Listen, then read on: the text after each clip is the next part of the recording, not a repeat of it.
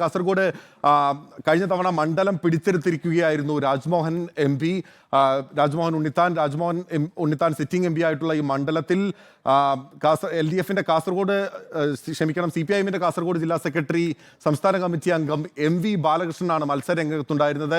AK അഭിലാഷാണ് അവിടെ വിവരങ്ങളുമായി ചേരുന്നത്. അഭിലാഷ്, ML അശ്വിനി എന്ന് പറയുന്ന ഒരു പുതുമുഖത്തെ ഇറക്കിക്കൊണ്ട് തന്നെ NDAയും അവിടെ മത്സരം കടുപ്പിച്ചിരുന്നു. പക്ഷേ നേരിട്ടുള്ള മത്സരമാണ് UDFും LDFും തമ്മിൽ. രാജ്മോഹൻ ഉണ്ണിത്താൻ വളരെ ക്ലിയർ എഡ്ജ് പ്രവചിക്കുന്ന എക്സിറ്റ് പോൾ ഫലങ്ങളാണ് പുറത്തു വന്നിട്ടുള്ളത്. പ്രീ പോളിലും എക്സിറ്റ് പോളിലും എല്ലാം തന്നെ രാജ്മോഹൻ ഉണ്ണിത്താന്റെ എഡ്ജ് പ്രവചിക്കുമ്പോൾ CPIഎമ്മിനെ വളരെ എണ്ണയിട്ട യന്ത്രം പോലെ, കല്യാശ്ശേരി പോലുള്ള മണ്ഡലങ്ങൾ ഉൾപ്പെടെ ഉൾക്കൊള്ളുന്ന എണ്ണയിട്ട യന്ത്രം പോലെ പ്രവർത്തിക്കുന്ന സംഘടനാ സംവിധാനമുള്ള ആ മണ്ഡലത്തിൽ ഒരു അട്ടിമറിക്ക് അല്ലെങ്കിൽ നിലവിലെ MP അവിടെ നിന്ന് മാറ്റാൻ സാധിക്കില്ല LDFന്.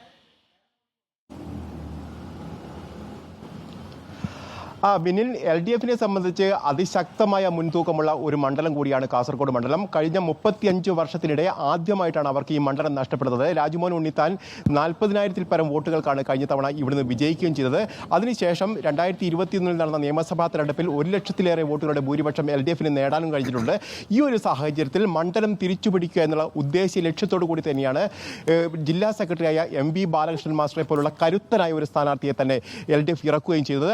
ഒറ്റ ലക്ഷ്യം മാത്രമേ ഉള്ളൂ, ഈ മണ്ഡലം തിരിച്ചു പിടിക്കുക എന്നുള്ളതാണ്. അതേസമയത്ത് LDF നേരിടുന്ന പ്രധാനപ്പെട്ട വെല്ലുവിളി എന്ന് പറയുന്നത് 2014-ലും 2019-ലും അവർക്ക് 39% വോട്ട് മാത്രമാണ് നേടാൻ കഴിഞ്ഞത്. പക്ഷേ അതിനൊക്കെ മുമ്പ് 45 മുതൽ 50%-ലേറെ വോട്ടുകൾ അവർക്ക് നേടാൻ കഴിഞ്ഞിരുന്നു. പക്ഷേ ഈ രണ്ട് തെരഞ്ഞെടുപ്പിൽ അവർക്ക് തിരിച്ചടിയാണ് നേരിട്ടത്. ഇതിൻ്റെ കാരണങ്ങൾ എന്താണ് എന്നുള്ളതാണ് പ്രധാനപ്പെട്ട പ്രശ്നം. കാരണം 42%-ലേറെ ന്യൂനപക്ഷ വോട്ടുകളാണ് ഈ മണ്ഡലത്തിലുള്ളത്.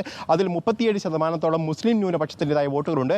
ഈ ഒരു സാഹചര്യം മുൻനിർത്തിക്കൊണ്ട് തന്നെ ഈ തെരഞ്ഞെടുപ്പിന് മുമ്പ് തന്നെ CAA അടക്കമുള്ള വിഷയങ്ങൾ ഉയർത്തിക്കൊണ്ട് തന്നെ അതിശക്തമായ പ്രചാരണത്തിലൂടെ തന്നെ മുസ്ലിം സമുദായത്തെ തങ്ങൾക്കൊപ്പം നിർത്താനുള്ള ശ്രമം LDFിൻ്റെ ഭാഗത്തുണ്ടായിരുന്നു. പക്ഷേ റിയാസ് മൗലവി വധക്കേസുമായി ബന്ധപ്പെട്ട് ചില തിരിച്ചടികൾ LDFിനെ സംബന്ധിച്ച് നേരിടേണ്ടി വന്നു. BJPയും അതോടൊപ്പം തന്നെ CPMും തമ്മിൽ ഒത്തുകളിക്കുന്നു എന്ന് മുസ്ലിം സംഘടനകളിൽ നിന്നടക്കം ചില വിമർശനങ്ങൾ ഉയർന്നു വരികയും ചെയ്തു. ഏതായാലും ശക്തമായ ഒരു മത്സരം തന്നെയാണ് ഉള്ളത്. 2019-ൽ രാജ്മോഹൻ ഉണ്ണിത്താൻ ഈ മണ്ഡലത്തിലെത്തുമ്പോൾ ഇവിടെ ഒരു പുതുമുഖമായിരുന്നു. പക്ഷേ 2014-ലേക്ക് എത്തുമ്പോൾ രാജ്മോഹൻ ജനപ്രിയനായ ഒരു നേതാവായി മാറിക്കഴിഞ്ഞിരിക്കുന്നു. അതായത് വിവാഹമടക്കമുള്ള പരിപാടികൾ, പ്രാദേശിക പരിപാടികളിലൊക്കെ അദ്ദേഹം പങ്കെടുത്തുകൊണ്ട് ജനകീയനെ മാറുകയും ചെയ്തിട്ടുണ്ട്. ഏതായാലും ഇത് നേരിട്ടുള്ള ഏറ്റുമുട്ടൽ തന്നെയാണ്. NDAയെ സംബന്ധിച്ചും ശക്തമായ ഒരു മത്സരം കാഴ്ചവെച്ചാൽ മാത്രമേ അവർക്ക് മുന്നോട്ട് പോകാൻ കഴിയൂ എന്നുള്ളതാണ് വസ്തുത. ശരി, കാസർകോട്ടെ സമഗ്ര ചിത്രമാണ് AK അഭിലാഷ് നൽകിയത്. വിവിധ മണ്ഡലങ്ങളിൽ എങ്ങനെയാണ് മുന്നണികൾ ഇപ്പോൾ കണക്ക് കൂട്ടുന്നത് എന്നുള്ള സമഗ്ര വിവരങ്ങൾ ഞങ്ങളുടെ വിവിധ മണ്ഡലങ്ങളിൽ നിന്ന് 20 മണ്ഡലങ്ങളിൽ നിന്നായി പ്രതിനിധികൾ ചർച്ച ചെയ്യുകയായിരുന്നു. ഒപ്പം ദില്ലിയിൽ നിന്നും മന്ത്രിസഭാ രൂപീകരണത്തിലേക്ക് ഉൾപ്പെടെ NDA ചർച്ചകൾ സജീവമാക്കുമ്പോൾ അതിൻ്റെ സമഗ്ര വിവരങ്ങൾ ദില്ലിയിൽ നിന്നും ഞങ്ങളുടെ പ്രതിനിധികൾ നൽകുകയായിരുന്നു. മറ്റു പല